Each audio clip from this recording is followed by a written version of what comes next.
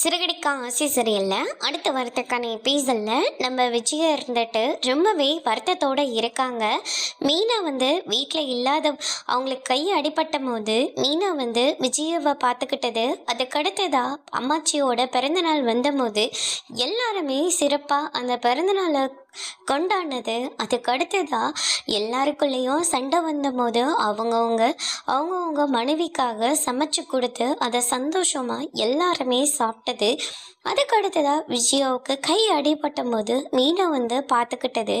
இப்போ வீட்டில் யாருமே இல்லாமல் இவ்வளோ ஒரு தனிமையில் இருக்கோமே அப்படின்னு சொல்லிட்டு ரொம்பவே ஃபீல் பண்ணுறாங்க.